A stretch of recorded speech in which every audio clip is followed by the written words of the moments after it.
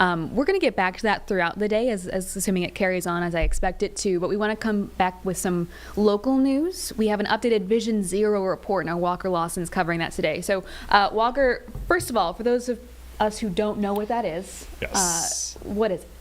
So Vision Zero is really an initiative to just make roads safer for people, trying to find the ways that we can cut down on the number of accidents. So whether they're finding pedestrian walkways to install, road improvements, lighting, whatever that really looks like. And so obviously people that sit on this task force are given updates, and the most recent update in 2025 shows that we saw a decline in total traffic crashes declined in 2025, but crashes resulting in fatal and serious injuries increased.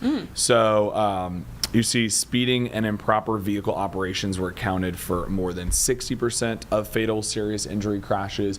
So the report comes out, it tells them what gender we saw the most accidents involving, which were male, which ethnicities are impacted by accidents more. So it just gives the city some insight into what's going on. And so they set goals basically and initiatives for each year. So the goals for 2026, they kind of identified what they want to do. And one of those things is utilizing transportation bond funding to identify and address the highest risk intersection and corridors. So it kind of ties in, of course, to the ever evolving transit discussion that we have.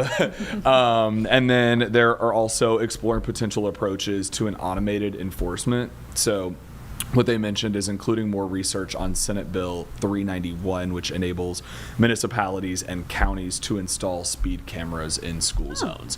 So just some different areas that kind of leads a roadmap out for them, and we're just kind of breaking down that entire report. There's a lot to it.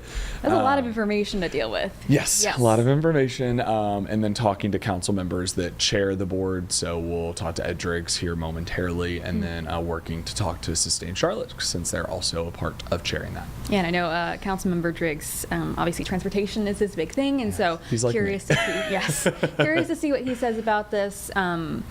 Especially going into the new year. We've got the council retreat coming up where they'll list out priorities and budgets, so that'll be interesting to see as well. Yeah, also interesting to hear, kind of what his thoughts are on the improvements they've made, because in the report they show all these different intersections they've worked on, and they list out all of the number of signs they've fixed and all these things. So it'll be interesting to hear from him what he takes away, since we did see an increase in fatal crashes, which of course we've covered that ad nauseum this past year. We covered tons of different accidents on major thoroughfares, so it'll be interesting to see.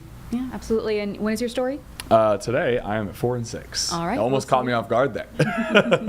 Be on your toes. Yeah, right. All right, Walker, thank you very much. Thank you.